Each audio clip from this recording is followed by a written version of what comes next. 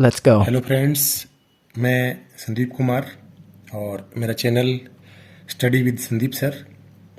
आज मैं आपके लिए लेके आया हूँ कक्षा 12वीं इतिहास विषय का पहला चैप्टर, ईंटें, मनके और अस्थियाँ, या हड़प्पा सभ्यता के नाम से हम इसको जानते हैं। इसके ये मोस्ट इम्पोर्टेंट क्वेश्चंस हैं, वेरी शॉर्ट आंसर्स हैं। तो 12th क्लास में ये हरियाणा बोर्ड में 21 नंबर के लिए क्वेश्चन आते हैं, 21 अंकों के, और दूसरी कॉम्पिटिटिव एग्जाम्स में भी इस तरह के क्वेश्चन पूछे जाते हैं। तो ये मोस्ट इंपॉर्टेंट क्वेश्चन हैं इस चैप्टर के, पहले चैप्टर के। तो हम वन बाय वन डिस्कस करते हैं। अगर आप 12th क्लास का एग्ज़ाम दे रहे हैं तो आप कॉपी पेन भी ले सकते हैं, और कॉपी पेन लेकर के मैंने केवल क्वेश्चन लिखे हुए हैं, इनके उत्तर आप पहले से लिख लें तो आपका टेस्ट हो जाएगा। बाद में जब हम उत्तर डिस्कस करेंगे तो आप अपना टेस्ट चेक कर लें। तो एक बार आप वीडियो पॉज करके भी कॉपी पेन अपना लेकर के बैठ सकते हैं। तो लेट्स गाइस शुरू करते हैं। क्वेश्चन नंबर 1, हड़प्पा की खुदाई किसने करवाई? या क्वेश्चन ऐसे भी आ सकता है कि हड़प्पा सभ्यता की जो पहला स्थल है, महत्वपूर्ण स्थल हड़प्पा, उसकी खुदाई किसके निर्देशन में हुई? तो ये क्वेश्चन है, इसका उत्तर आपको लिखना है। दूसरा क्वेश्चन है, हड़प्पा सभ्यता में जुते हुए खेत के साक्ष्य या प्रमाण, सोर्सेज, प्रूफ जो है, जुते हुए खेत के साक्ष्य कहाँ पर मिले हैं, किस जगह पर ऐसे साक्ष्य मिले हैं खुदाई के दौरान कि वहाँ ऐसे लगता है कि खेत को जोता गया था। तीसरा क्वेश्चन है, सिंधु घाटी सभ्यता का बंदरगाह नगर कौन सा है? बंदरगाह नगर के लिए कई बार गोदीबाड़ा भी आ जाता है क्वेश्चन में, या डॉकयार्ड या गोदी। तो सिंधु घाटी सभ्यता का वो नगर कौन सा है जहां बंदरगाह के सबूत मिले हैं, प्रमाण मिले हैं? चौथा क्वेश्चन है गाइस, सिंधु सभ्यता की जुड़वां राजधानियां कौन सी हैं? तो कौन से ऐसे नगर हैं जिनको जुड़वां राजधानियां कहा गया है?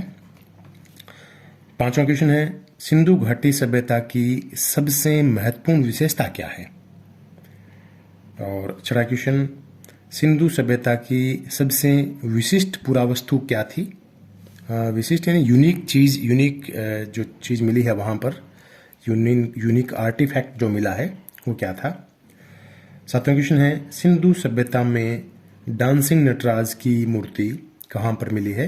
डांसिंग नटराज, इसके लिए कई बार नृत्य करती हुई नर्तकी की मूर्ति, ऐसे शब्द भी इस्तेमाल किए जाते हैं। तो ये किस जगह पर मिली है, ये आपको लिखना है उत्तर में।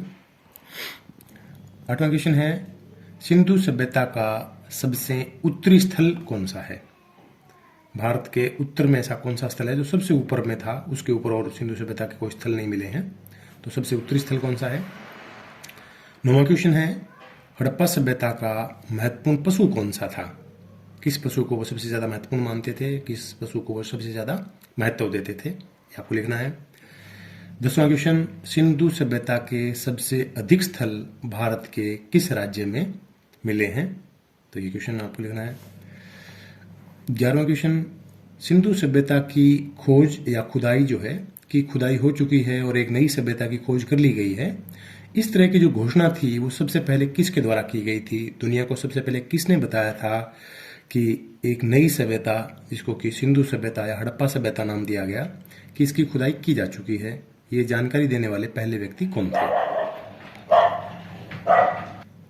12वां क्वेश्चन है, सिंधु सभ्यता के लोगों को किस धातु के बारे में जानकारी नहीं थी? तो आपको वो धातु बतानी है, वो मेटल कौन सा था जिसके बारे में सिंधु सभ्यता के लोग नहीं जानते थे। तो ये 12 क्वेश्चन है, इनके उत्तर आपको लिख लेने हैं।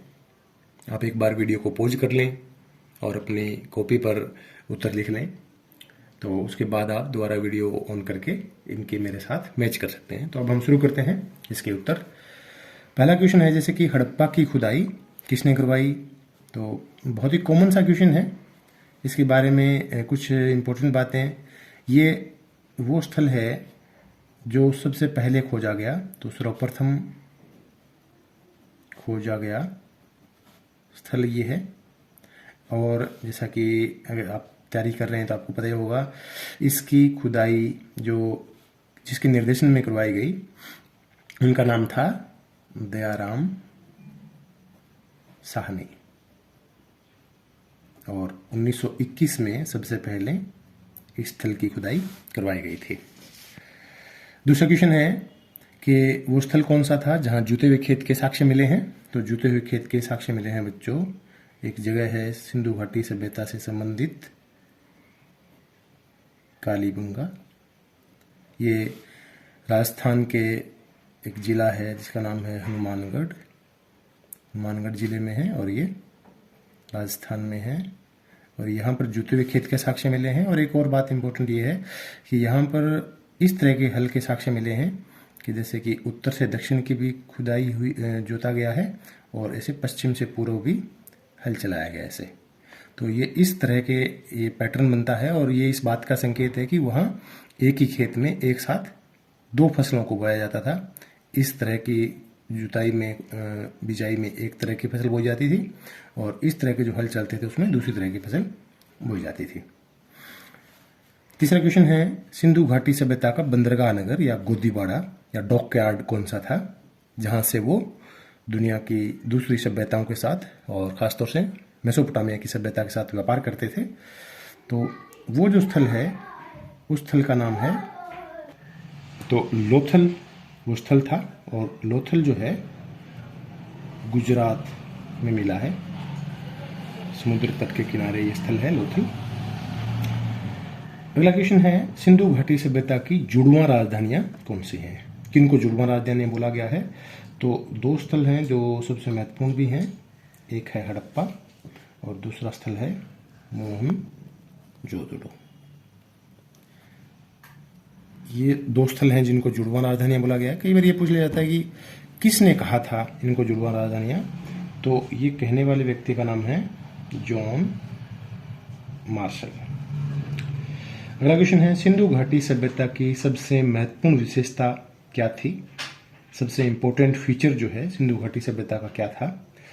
तो बहुत सारी बातें हैं जिनके लिए सिंधु घाटी सभ्यता फेमस है, नगर योजना भी उनमें से एक है। लेकिन अगर सबसे महत्वपूर्ण विशेषता की बात करें तो इसकी जो जल निकास प्रणाली है,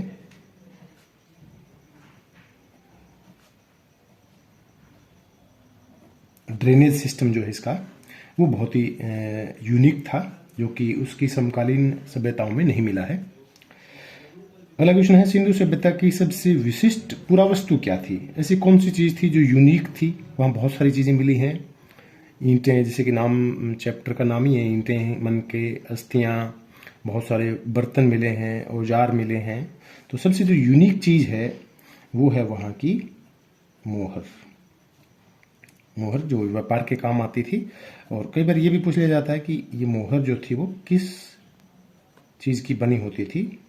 तो एक सेलखड़ी नामक पत्थर वहाँ होता था और उस पत्थर से वो ये मोहर बनाते थे, तरह तरह के आकृतियां इसकी होती थी।